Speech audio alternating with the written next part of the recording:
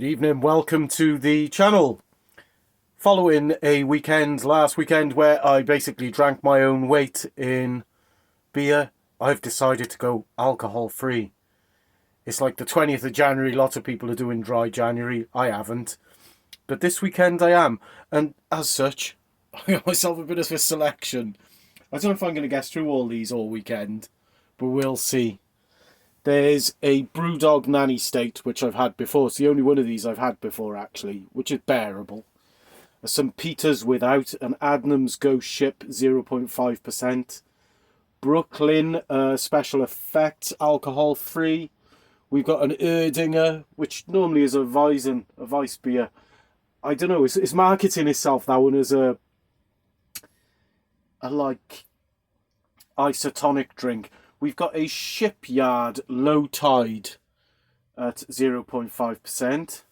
But the first one I'm going to try, and not in this glass actually, I've got another glass somewhere, is a Beavertown.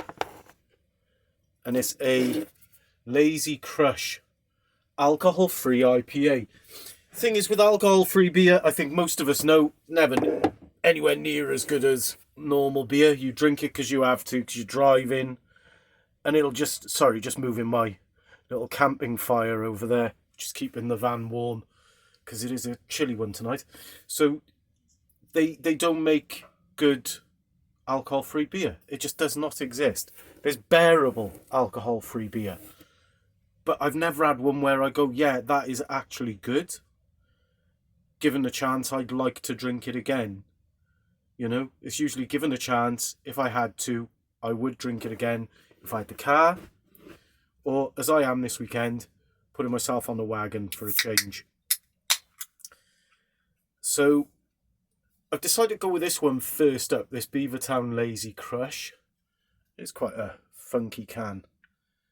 Because IPAs are, and cloudy, fruity IPAs particularly, are my favourite style of drink. And so I wondered what an alcohol-free one would taste like. And indeed look like. And this one has certainly got the colour. It's nice and pale. It's just, you know, there's no cloudiness in it to speak of. There's a little tiny bit of haze, which, oh, you know, it's not, it looks a bit like apple ties, to be honest. See if chucking the end of that in does anything. Not really.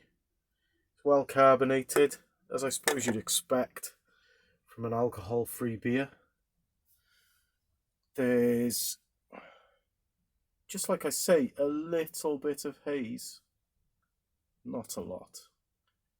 It's an IPA impersonator, judging by the appearance, you know. And it's, as I said before, I haven't had this before, but I'm already going to say it. Looking at that, I reckon this is going to be on the bearable if we're lucky. And if we're really unlucky, it'll be crap.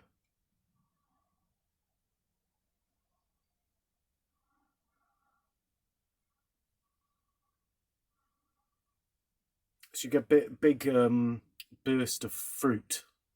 Mango, particularly. Mango pulp. But now it's already dissipating that aroma. A nice burst of it, and then it's faded, and it's a shame. It does smell sweet. Let's see what it tastes like. Cheers.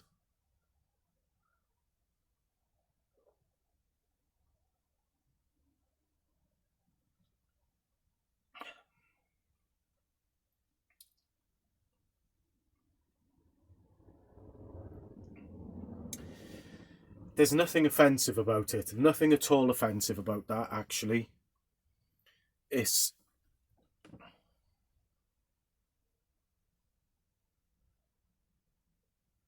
very watery. The taste is good. It's really nice taste, actually. Tiny bit of artificial taste at the back end. Right at the back end then. But before that, the sweetness was there. It does taste mangoey. but it is very, very watery. It's like as if you'd had your pint of weak IPA, you know, a 3.8% IPA, and you chucked a load of ice in a glass and the ice has melted. That's what this tastes like.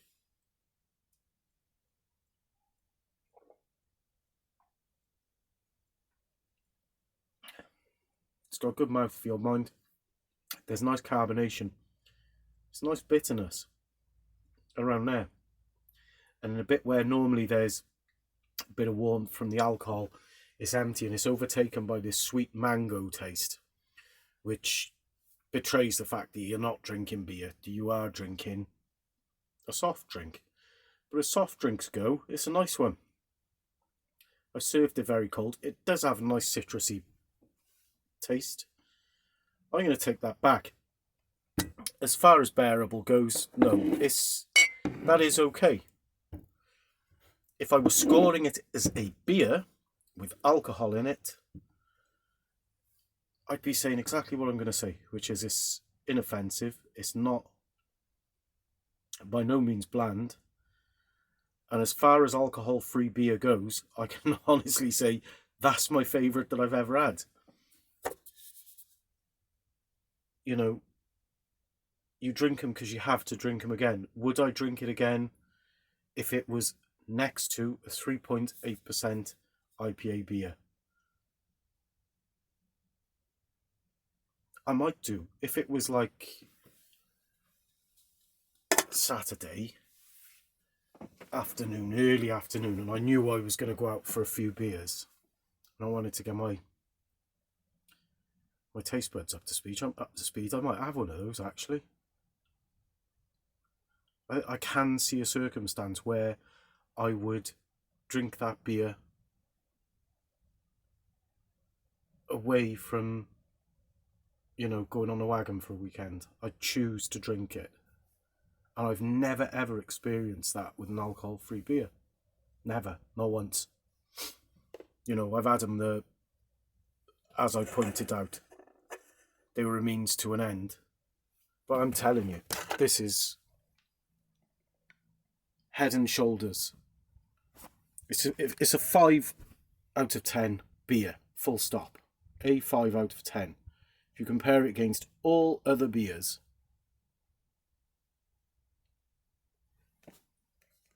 it'd be a bang average, watery tasting, but inoffensive. And actually, when you get through the flavour, when you get through the fact that it is watery, nothing wrong with that at all. Nothing wrong with it. I'm amazed. Might as well not do the rest of the weekend, because I found the beer that I've been after all this time.